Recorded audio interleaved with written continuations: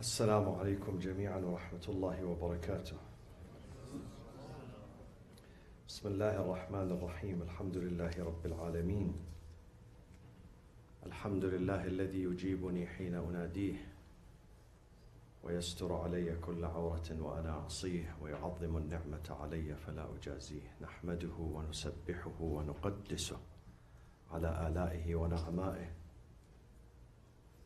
ونشهد أن لا إله إلا الله وحده لا شريك له، إلها واحدا أحدا فردا صمدا قيوما، نؤمن له بالربوبية ونقر له بالعبودية. من يهدي الله فهو المهتدي ومن يضلل فلن تجد له وليا مرشدا. ونشهد أن سيدنا محمدا عبده ورسوله أرسله بالهدى ودين الحق ليظهره على الدين كله. اللهم صل وسلم وبارك وترحم على محمد وآل محمد كأفضل ما صليت وسلمت وباركت وترحمت على إبراهيم وآل إبراهيم في العالمين إنك حميد مجيد.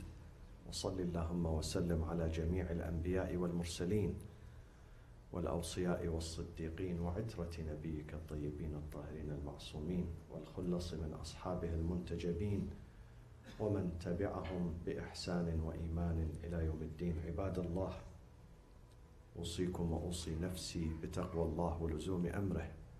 قال الله تعالى في كتابه الكريم: بسم الله الرحمن الرحيم: قل يا عبادي الذين أسرفوا على أنفسهم لا تقنطوا من رحمة الله إن الله يغفر الذنوب جميعا.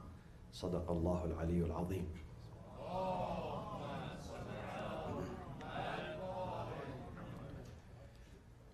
Last week, we mentioned that the most pressing and the most demanding desire of the humanity and human being is to lead a peaceful life, a stress-free life. When people were asked from different societies, different nations, different countries, what is your most important need in this life? What do you need more? Most of them, or the vast majority of them, answered that we need peace of mind. We need emotional, spiritual stability. We need happiness. This is what we are seeking. And therefore, I mentioned one thing that leads into happiness. Last week, we mentioned one important element, and that was inner satisfaction, qana'ah, content, acceptance. When you accept your circumstances, not necessarily your circumstances, your condition are the best or the most ideal, but you accept it. You accept it as it is. And that does not mean you are not working to improve it. We must improve ourselves every single day. Every single day, God says, I want you to excel physically, psychologically, materialistically, spiritually. I want you to excel, move forward. اعمل لدنياك كأنك تعيش أبدا. Work hard, as if you are living for the next 100 years. Work hard, don't give up. But at the same time, be prepared for your akhirah. وَاعْمَلْ لِآخِرَتِكَ كَأَنَّكَ تَمُوتُ غَدًا. As if you are leaving tomorrow, departing tomorrow. There is no conflict between them. Work hard as if you are going to live for many years to come, many decades. But at the same time, be prepared for the departure. So one of the important elements of stability and happiness and peace of mind in this life is when you have content, qana'ah. And I mentioned one of the verses, powerful verses in chapter 20, Surah Taha, where God speaks to us through the Prophet. وَلَا تَمُدَّنَّ عَيْنَيْكَ إِلَى مَا مَتَّعْنَا بِهِ أَزْوَاجًا مِّنْهُمْ زَهْرَةَ الْحَيَاةِ الدُّنْيَا لِنَفْتِنَهُمْ فِيهِ وَرِزْقُ رَبِّكَ خَيْرٌ وَأَبْقَى. Don't look up at what people have, people possess. We have given them these toys to get them busy with these toys. As you pacify your children with a pacifier so he does not cry. He does not mess around. You keep him busy. God says sometimes we give people these mansions and money and businesses and just to keep them pacified. Look up to us. وَرِزْقُ رَبِّكَ خَيْرٌ وَأَبْقَى. The provision, the sustenance, the gifts of your Lord are better and everlasting. Look at what God has. Be content. Be content. Don't look left and right. Always tell yourself, myself. I should not look left and right at what people have and then I desire this, I desire that. I look up to this, I look up to that. That's not good. You're going to live the rest of your life in pain and suffering. You have to be rich, not just in your pocket, rich in your soul. Sometimes the pocket is rich, the soul is bankrupt. The soul is faqir, hungry, always hungry. The real richness is when your soul is rich. Even if your pocket is empty, the soul is rich. I was riding with a taxi driver in one of these countries, Asian countries, just recently. I noticed the meter was an equivalent to 250 American dollars, the meter of the taxi. He took me for a trip into another city. But he was a very good man. His name is Muhammad Yusuf. Every Yusuf is a good man. So on the way back, he charged me only $100. I was amazed. This is for the first time in my life someone charges me below the average rate, the meter rate. Usually they charge you extra. You know, if the meter is $50, they charge you 70. This guy said $100. I asked him why. He said for two reasons. One reason, I have money. I'm not poor. I have money. The second reason, I had nothing today, so I said I will spend my time with you. We go, we speak together. This is friendship.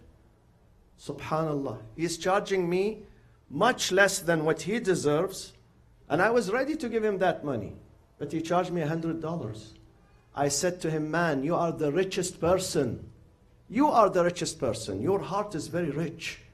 This is real richness. When you don't treat people with cheapness. When you are honorable from inside. You don't make that much money, but your life, your soul, your nafs is honorable and dignified.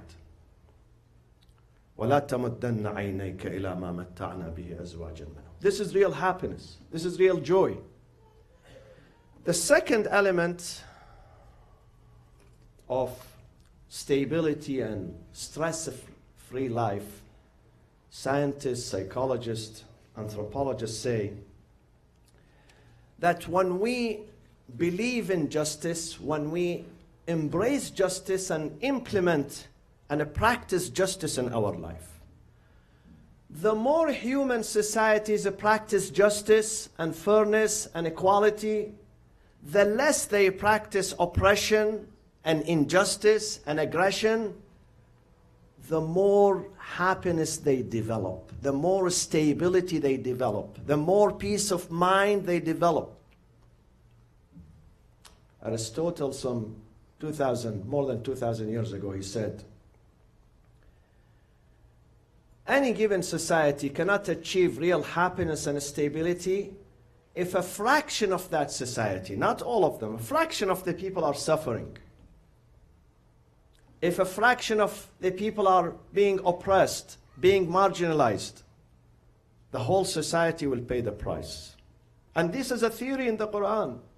This is again, the Quran says, sometimes not necessarily the whole society is bad, not necessarily all of them are unjust or oppressors. Fraction of them, when they practice injustice, and then the vast majority is silent, that society is going to collapse. وَإِذَا أَرَدْنَا Surah Al-Isra, chapter 17. وَإِذَا أَرَدْنَا أَن نُهْلِكَ قَرْيَةً. If the time comes for the collapse, نُهْلِكَ قَرْيَةً, collapse of a civilization, of a country, of an economy, أَمَرْنَا مُتْرَفِيهَا فَفَسَقُوا فِيهَا. We command those who are extravagant, مترفيها, الترف,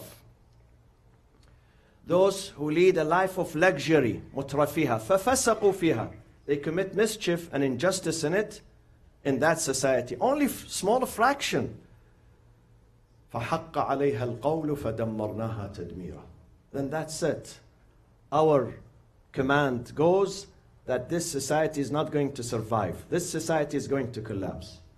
You know, sometimes when I see a homeless here in California, I don't fear for that homeless, I fear for ourselves, our society, our community, because we're going to pay the price.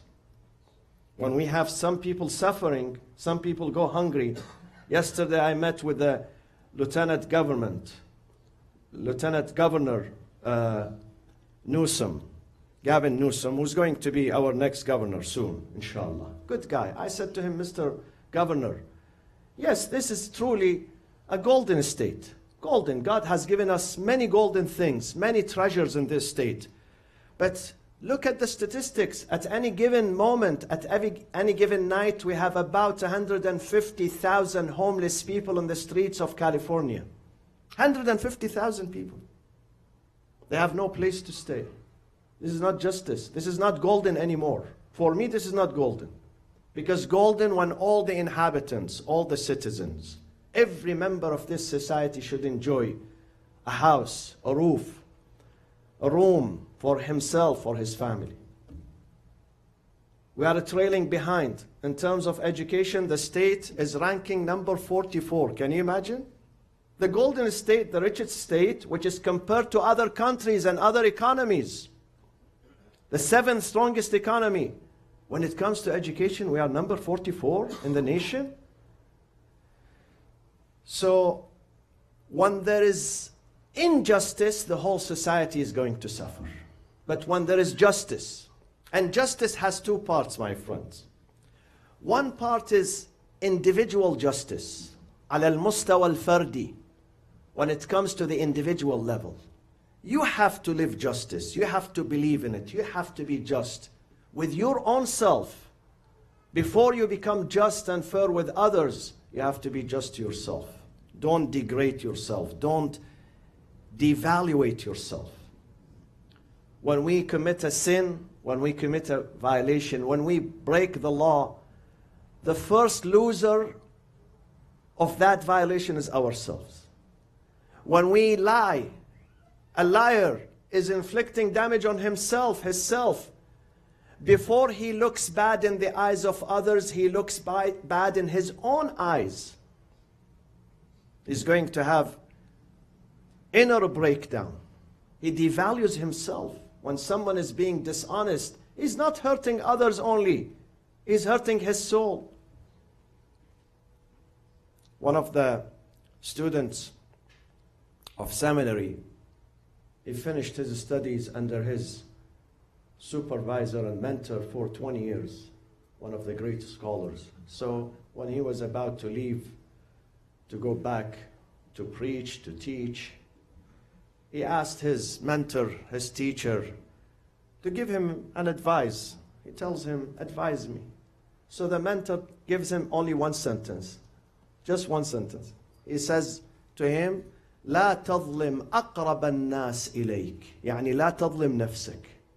The only advice I'm giving you is not try to never abuse the closest person to you. Who's the closest person to you? Is your nafs, your soul.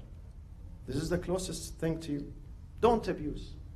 Don't abuse. Once you don't abuse yourself, you are not going to abuse others. Because the journey begins with your own self. I can't imagine someone abusing himself, then he wants to be fair to his parents, or to his wife, or to his children. The journey begins with ourselves. So don't abuse yourself. Don't. Be just to yourself. This is justice when it comes to the individual level. We have to incorporate, embrace justice with ourselves first. Justice with ourselves. Once I abuse myself, it would be easier for me to abuse others. Once I control myself and I don't abuse myself, I don't do any violation, not because I'm hurting others or hurting God. I don't want to hurt my own self. I want to be kind to myself. at that time I would not be able to hurt others. So this is one type of justice, justice on the individual level. Then we come to justice on the communal, societal level. What keeps societies strong and healthy and prosperous and happy is social justice. Sometimes we have strong economies, but we don't have social justice. We don't have social justice. The message of all the prophets, if you put it in one sentence, every prophet God sent, every scripture God provided them with was one sentence. لِيَقُومَ النَّاسُ بِالْقِسْطِ. We want the people to live up to their responsibilities, to justice, to fairness, to equity, to equality among themselves, to be nice to each other. Qist. You know, in Muharram I was in Halifax, Canada. I love that city. Despite visiting hundreds of cities, I fell in love with Halifax for many reasons. They put me in an apartment, luxury apartment. So the first day when the man came to take me to the majlis, I was looking for the key to lock the apartment. He said, "What are you searching for?" I said, "The keys." He said, "You don't have to lock the apartment. Nobody will come and break in here. This is peaceful society. People are not hungry here. Nobody would come. Even if you leave your car, you don't lock your car, you don't lock your apartment. Nobody is going to break in." Whereas in some countries, you have to have 3 locks. 3 locks, you know, before you leave your car, your apartment, and still people would break in, you know. That's the difference. When you have social justice, you have peace of mind. You don't worry about anything. You don't worry about your children going to school, leaving your car unlocked, leaving your home, leaving your things in the street. I said yesterday, here, Thursday night, I have a friend in Korea who said that if you leave your cell phone, your iPhone, in the metro, in the subway, nobody is going to touch it. Nobody is going to take it. Don't worry about it. It will come back to you. Because people there, in their culture, they believe that if they take something does not belong to them, that thing is going to bring them curse. That thing is evil. They don't take it to their homes. When you have social justice, this is about social justice. People enjoy their life when there is social justice. لِيَقُومَ النَّاسُ بِالْقِسْطِ. People are going to reap benefit from social justice, not God, people themselves. They enjoy their life. And when there is injustice, again, from a small group of people in the society, the whole society is going to pay the price. Some 30 years ago, I was in Istanbul with my wife and with my father-in-law and my brother-in-law. So we were walking in the evening. All of a sudden, a car stopped. Someone, you know, came out of the car and he started punching someone else in his face. All of a sudden. My brother-in-law was either 16 or 17, but he's muscular, mashallah. Milanis are, you know, bodybuilders. So he rushed to intervene, and he was defending the victim. So his father was angry at him. He said, "Listen, we are strangers in this city. Why do you do this? This is dangerous. Why do you interfere? Are you his brother?" He said, "No, I'm not his brother. But my conscience inside me does not allow me to see someone being abused. And I stand and do nothing." He's 16 years old. You have a conscience inside you. People do not have to be your nationality, your language, your color to defend them. They are a human being. Human being. Even if an animal is being abused, you have to rush to defend and save that animal, let alone human beings. لِيَقُومَ النَّاسُ بِالْقِسْطِ. God says, I have put this system inside you to refuse aggression, to refuse any type of abuse. Any type of abuse. Believe me, I fear for America. I fear for America when they put someone abusive in the superior court. I begin fearing for this country, the future of this country. The values are collapsing. Human values, spiritual values, ethical values would collapse. You have to live up for what keeps societies healthy, strong, powerful is justice. Not the Pentagon, not the money, not the economy. How many strong economies we have, but their own people are suffering. They are not leading a healthy life. They live in anxiety, depression, fear. Fear. Their defense is strong, but they live in a state of fear because social justice is missing. لِيَقُومَ النَّاسُ بِالْقِسْطِ. This is why we can't remain silent when anyone is being abused. I cannot say he's non-Arab so I don't care. He's not a Muslim, I don't care. He's a human being. We must defend every human being. Even if they don't share language with us, but they share humanity. That is the second element of stress-free life is when we embrace justice, defend justice, incorporate justice in our life. Bismillah ar-Rahman ar-Rahim. والعصر إن الإنسان لفي خسر إلا الذين آمنوا وعملوا الصالحات وتواصوا بالحق وتواصوا بالصبر وصلى الله وسلم على سيدنا محمد وأهل بيته الطيبين الطاهرين.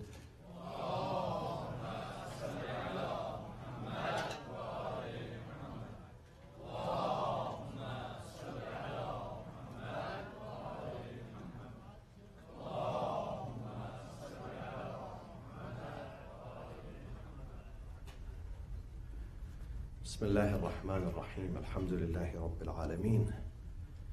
نحمده ونسبحه ونقدسه على آلائه ونعمائه ونشهد أن لا إله إلا الله وحده لا شريك له وأن سيدنا محمدا عبده ورسوله أرسله بالهدى ودين الحق ليظهره على الدين كله. اللهم صل وسلم وبارك وترحم على محمد وآل محمد كأفضل ما صليت وسلمت وباركت وترحمت على إبراهيم وآل إبراهيم في العالمين إنك حميد مجيد. وصل اللهم وسلم على خلفاء نبيك وأوصيائه وأهل بيته وأحبته علي أمير المؤمنين وقائد الغر المحجلين وعلى البضعة الطاهرة فاطمة الزهراء سيدة نساء العالمين وعلى سبطي نبي الرحمة وسيدي شباب أهل الجنة علي بن الحسين ومحمد بن الحسن والحسين وعلى الأئمة من ذرية الحسين علي بن الحسين ومحمد بن علي